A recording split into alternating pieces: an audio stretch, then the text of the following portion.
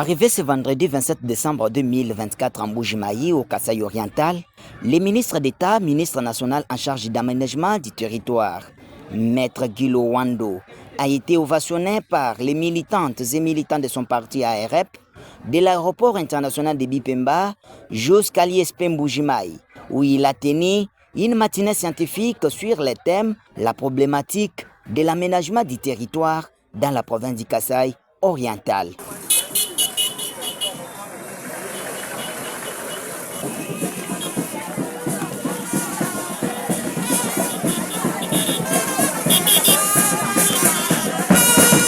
Lorsque vous avez votre argent, vous allez auprès de l'administration foncière, vous sollicitez les droits fonciers, ça peut être une concession ordinaire, c'est-à-dire les droits d'amphithéose, les droits d'usage, les droits de superficie, ou ce qu'on appelle les concessions perpétuelles, c'est-à-dire les droits qui sont reconnus aux seul Congolais, aux personnes réelles de la société congolaise.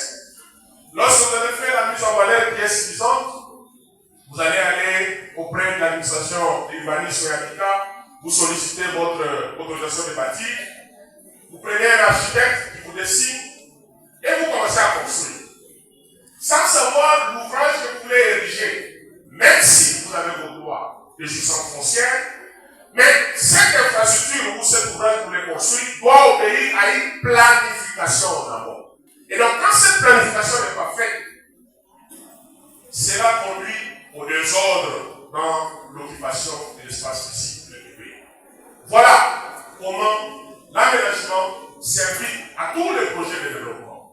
On ne peut pas concevoir le développement sans respecter les règles liées à l'aménagement du territoire. Et donc l'aménagement s'occupe des questions liées à l'occupation spatiale. J'ai parlé d'agricole, où est-ce qu'on peut faire les champs. On ne fait pas les champs partout.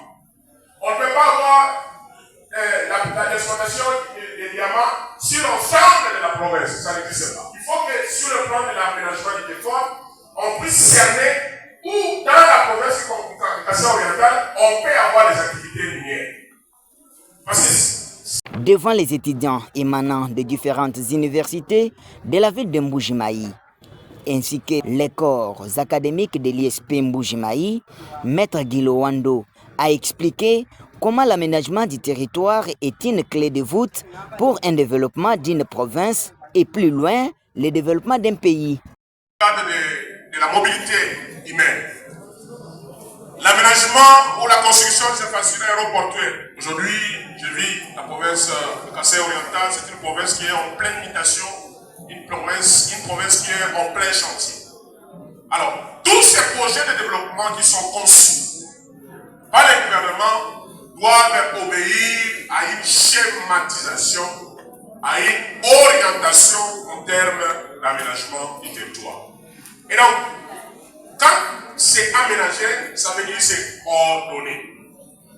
Cet ordre se manifeste par le fait que sur un territoire donné, c'est l'aménagement qui décide. Le ministre d'État en charge de l'aménagement du territoire a loué les efforts ardents que conjugue le gouvernement souminois pour aménager tous les territoires nationaux. Donc, comme je viens ici en qualité de ministre d'État, en charge de l'aménagement du territoire, je ne peux que aussi exprimer toute ma gratitude à son Excellence, Madame la Première ministre, la première femme Première ministre de notre pays, Maman Judith Suminwa, qui a inscrit, parce que l'aménagement, vous êtes des chercheurs, si vous allez dans les programmes d'action du gouvernement, l'aménagement c'est le pilier numéro 3 de l'action du gouvernement. Par jeu de questions et réponses, l'excellence Guilo Wando a répondu à certaines questions posées par les corps académiques de l'ISP Mbuji-Mayi et aussi les étudiants réunis pour la circonstance.